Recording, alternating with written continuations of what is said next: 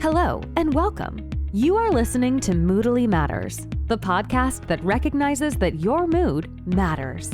Every episode, we talk to a range of amazing guests with experience in some of the top organizations in the world, discussing work life at the crossroads of mood, well-being, and performance. Together, we aim to create better workplaces, one mood at a time. Let's get started with your host, Moodally founder, Erica First.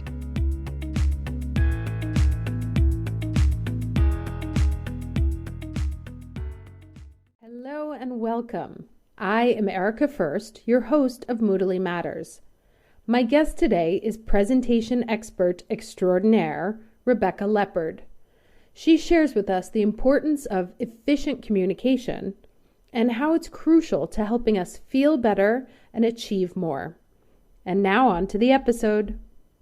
Okay, so Rebecca, thank you so much for being here with us today on Moodally Matters. Yeah, it's a pleasure to be here. Thank you. Why don't we start by you telling us a little bit about who you are and your career journey?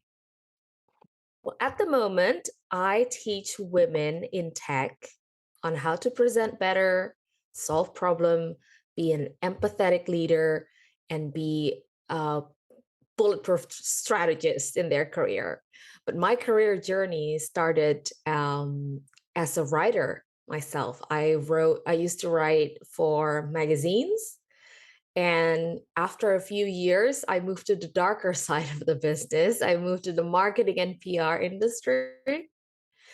And after seeing both sides, I began to have more confidence to say, oh, I should be able to teach communications for both sides, for the journalists on how to communicate better with their corporate partners, and on the other side also how for public relations to pitch stories to the editors. So that's how I got to be here. And so you said that you felt like it was important to teach these people. What were you hoping to do in bridging the two? Well, at the first and foremost, I see that the way we work across industry and across any roles, in general, I think that the way we work, we always know that, oh, communication is key. Oh, we should be better in communications, but nobody really takes a concrete action towards being better at communications. So that is my greatest joy is when I see people at work really then they don't need to take or to write long emails or to do slides and slides of presentation to pitch their idea and to get their message across. And at the end of the day, my biggest dream is for us to work shorter hours, because if we communicate efficiently, we will be more productive. The bottom line is going to be very healthy. The corporate culture will be very healthy. And it is kind of, if you think about it, with the technology available today, why are we working harder and longer hours than the generations before us? So that is that is my dream. Okay, I love that. And actually that kind of segues into my next question, which is, so communication is what your focus is.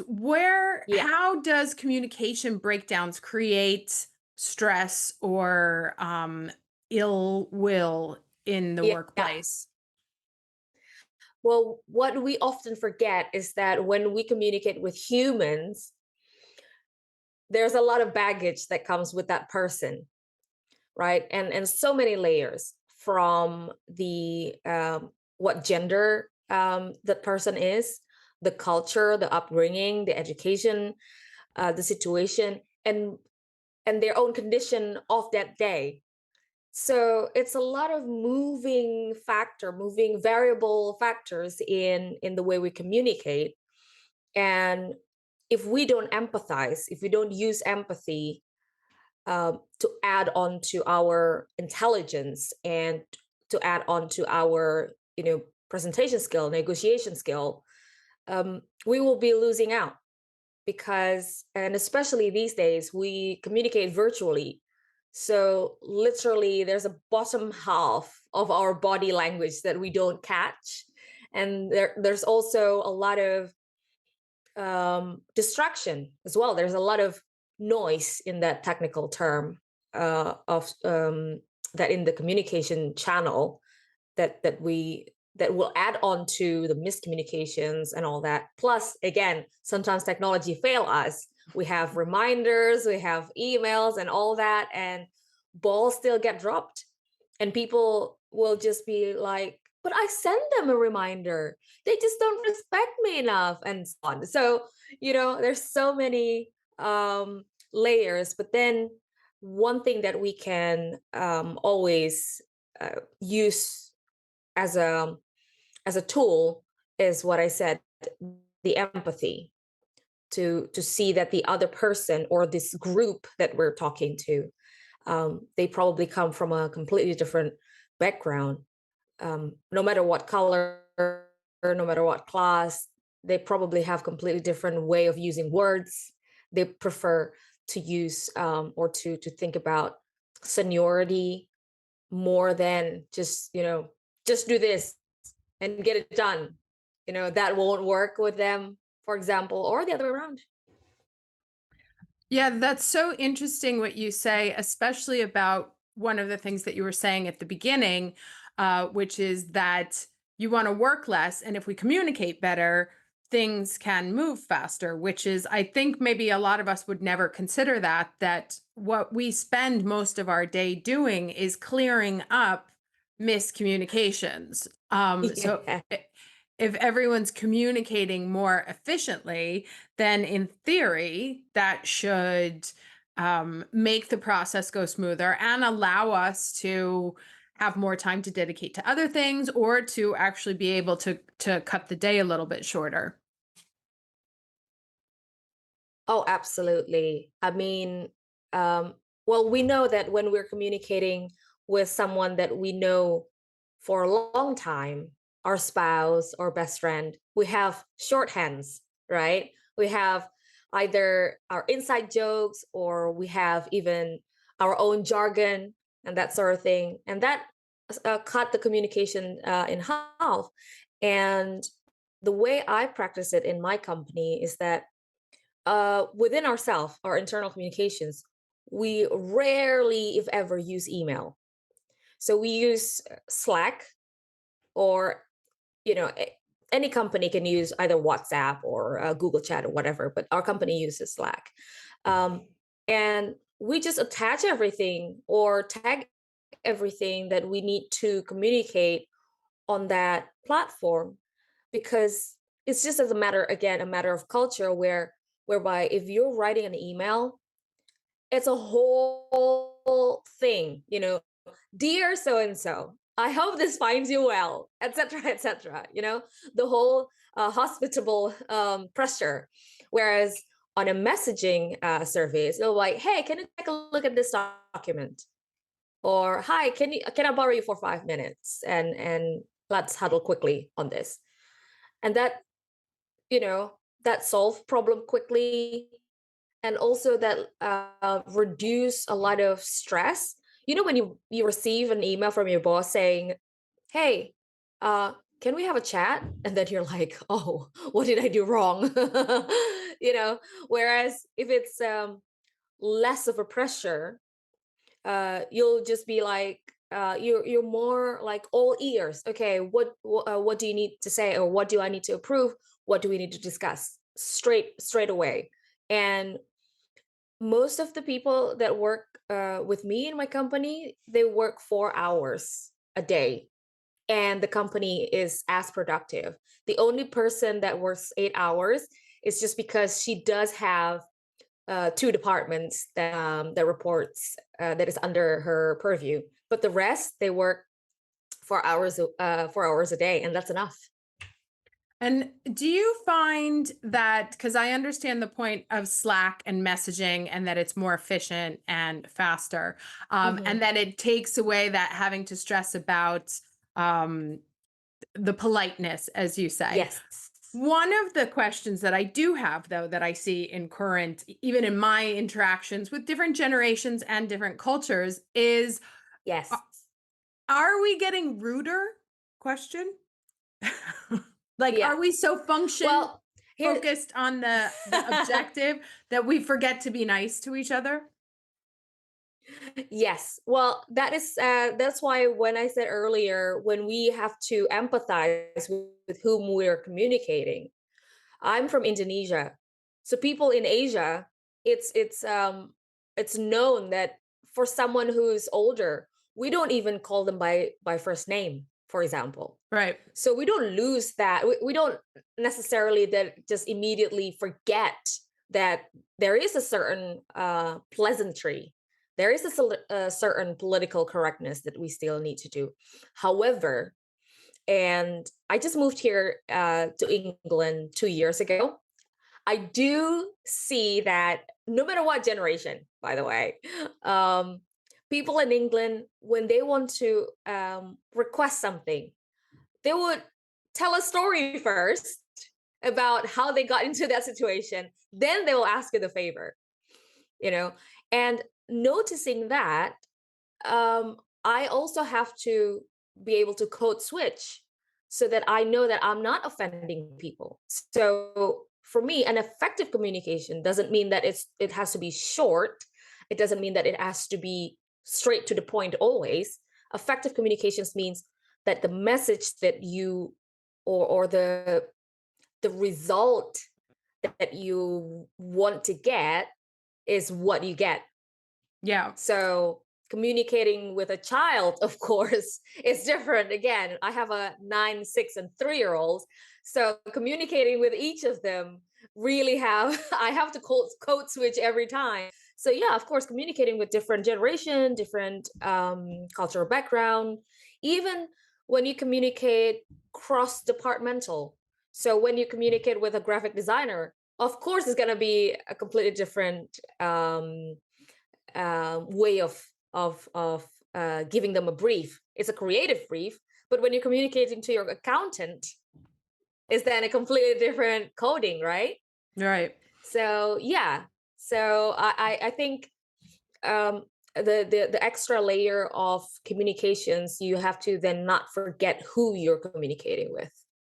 And it's just to add on to what you say there, so I have a background in communication, and I think there's a misunderstanding of what communication actually means, because in the actual literal semantic definition of it, we assume that communication is I said it, therefore I communicated, when actually what communication means is the place where you overlap, where you commune. So what I said to you and what you understood. So it's the actual understanding that is the communication. One is speaking and the other is communicating, and the other person's takeaway or comprehension of what was said is what makes the communication. And I think we forget this.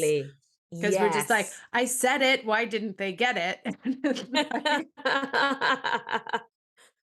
Absolutely. And a lot of people, if not most, except from people like us who are in the communications business or industry, we forget that it's actually hard science. Yeah. People that communication is a soft skill, but no matter how you call it, it's as hard science as biology, because there is a formula to it. It's the basic formula of communications is source, message, and receiver. So if you're just saying it's source and message, that is how a lot of people describe it. Well, I said it. Well, I sent the email. Well, I gave them the proposal. It's not my fault that I didn't book the sales. So yeah, people keep forgetting the receiver part of the communications. It's the whole point. It's almost like when you're on a Zoom call and you're talking and talking, and then you don't realize you're on mute, right? I'm sure we've all been there. So I'm going to segue into your skill, which you're bringing us today, which is Uh-huh. presentation skills, correct? Yeah. Okay. Yes. So why don't you take it away and tell us about, we've already talked about how Yeah. improving communication and your process of communication can not Mm-hmm. only make you a more effective employee, leader, manager, but it can also, Yep. um, make you less stressed because there's less miscommunications, there's less misunderstandings, there's less having Mm-hmm. to redo things because people are getting it the first time. Mm-hmm. So, how do presentation skills Yes. contribute to our well being in the office or out of the office? Okay. I'm going to start with a little story, a factual story that PPT, PowerPoint presentation, that was not original Microsoft product. So Bill Gates bought that, acquired that company, the startup company, within 3 months after its launch. So the genius Bill Gates knew that our life is just our corporate or our business life will be almost governed by the way we present. So this is how important it is, no matter what department you are, no matter where you are in the career ladder. You could be an intern, you can be a CEO. At some point, you will have to present. Now, the next thing that I would like to iterate is that a presentation is an event or an act where you are trying to compel your audience to get and you get a buy-in into your idea. So the definition of a presentation is not the slide, it's not the meeting, and it's not also it's not a lecture, where yes, of course your professor would give you um the lecture via slides, via their teaching slide, but that is not a presentation. So if we know what presentation is not, and that the fact that presentation itself is just the act of trying to convince your audience to then get a buy-in into your idea, now you think that, oh, actually, with or without the actual slide, one should be able to present. Because what actually happened before PowerPoint presentation was invented? What happened before, the slide projector was invented? Presentation already happened since humans socialize. Um, so what I normally teach is that you only need not more than 10 slides, actually. And in my classroom, I normally break it down. Okay, this is first, second, all the way to 10th slide. This is what you need. And you don't need any more than this. Not only that you're gonna, bore your audience, and B, you want the follow-up of your presentation. You want the actual action to happen after your act of convincing and compelling your audience. That is more important than only just giving away your ideas. Now, the presentation also not about exuberance, not about being an extrovert, not about having a stage presence, now these days, because as we know, the world is almost like it's built for extroverts and tall people.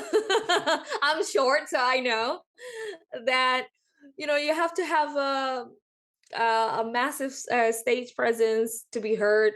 But actually, um, if you know how to structure your sentence to actually then express your idea or your thesis or the solution that you're trying to sell to your audience, and that audience can be your spouse, can be your boss, can be your client or your potential client, and then the rest of your presentation is just evidence and data that supports your claim or your idea, and that's it.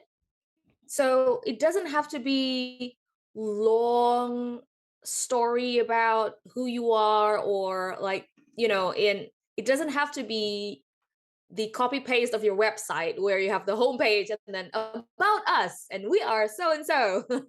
Because at the end of the day, your audience is taking the time of their day to sit in front of you and to listen to you. And they also want to be appreciated for their time, their intelligence, and they just want to get, okay, what are you trying to tell me? And I will decide by the end of this presentation, yes or no.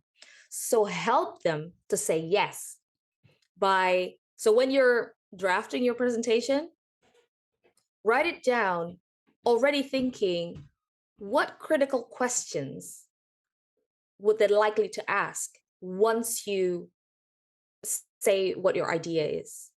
So preempt those questions and put it as already your statement, and back up your statement with data. And that data doesn't have to be a copy paste of your Excel sheet.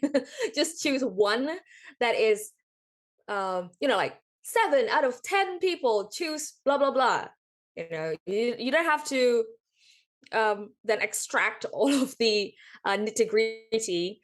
And also, if you don't have, data, you don't have stats, for example, you can also use anecdotes. You can use testimonials. You can use a story of similar situation and how that solution have helped them.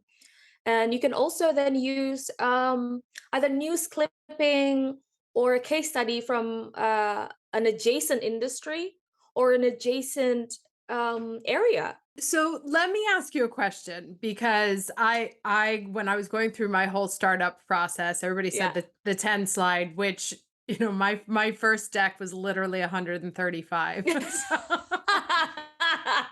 So it seemed like a miracle. But one of the things that you say, which is obviously correct, is to try and preempt the questions that they're going to have. How do you do this? Like, how can you know what questions or objections people are going to have in their mind? Do they tend to fall in similar areas? How can we imagine what other people have in their minds that they're not interested in? Oh, here's this is a repeating pattern.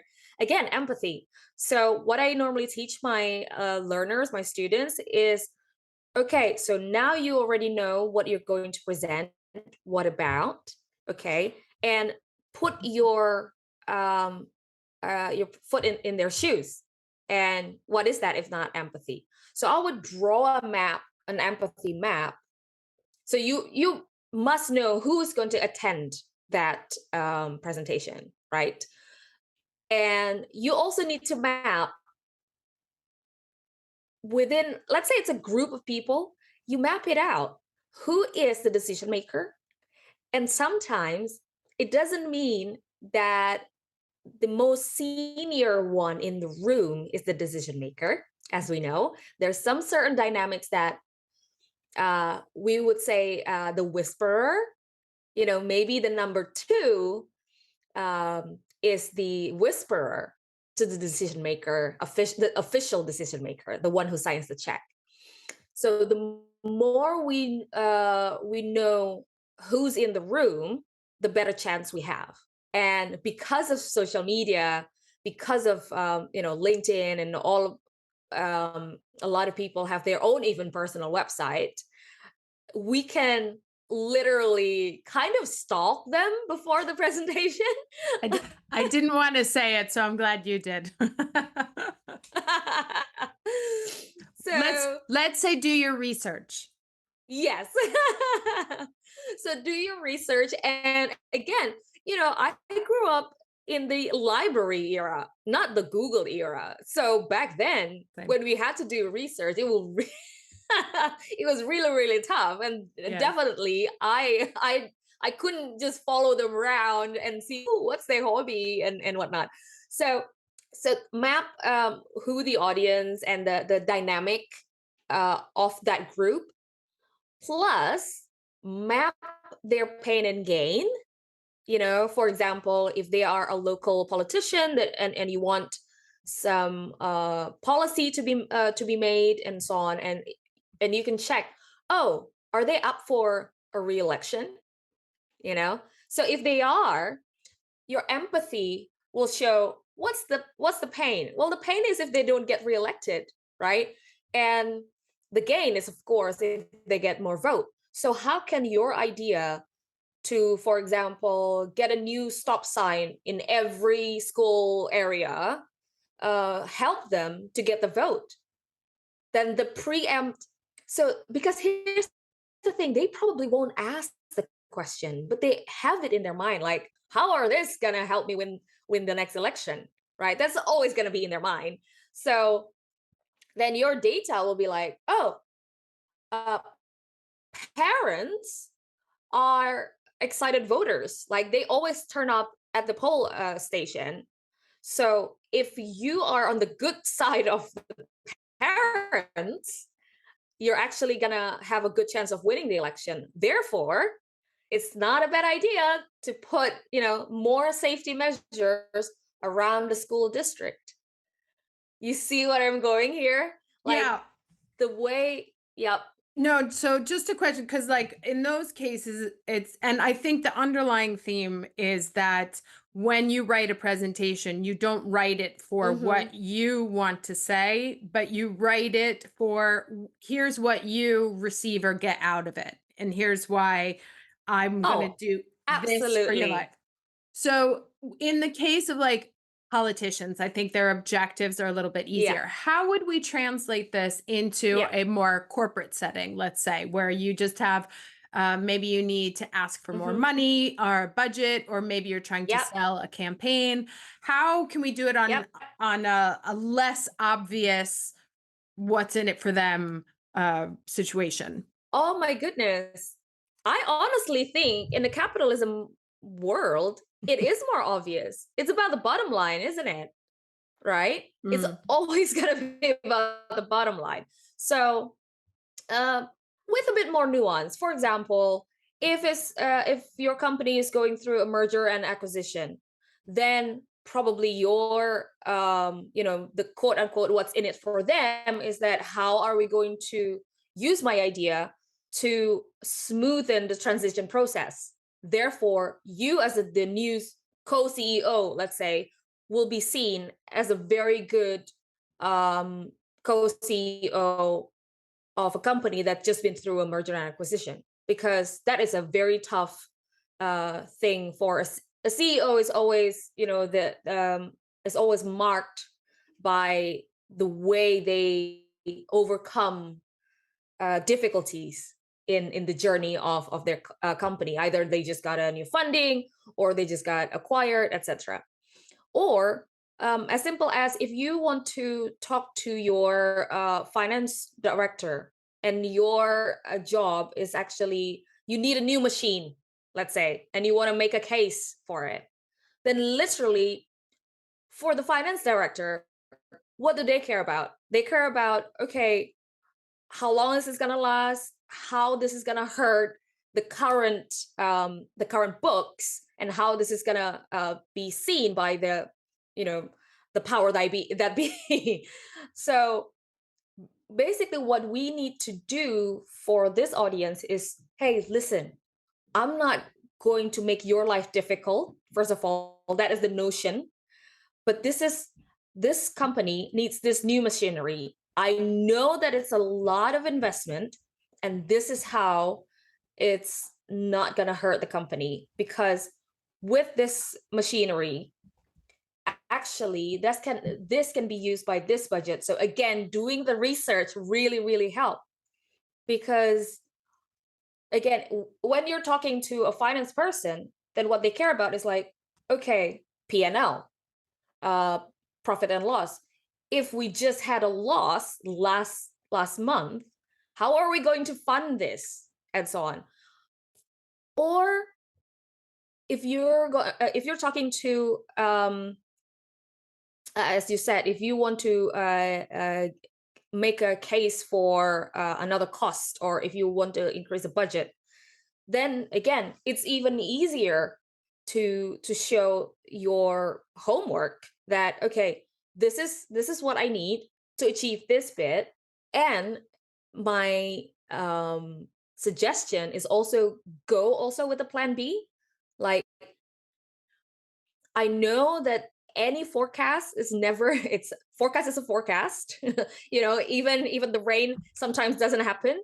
But if we miss this forecast, this is my plan B.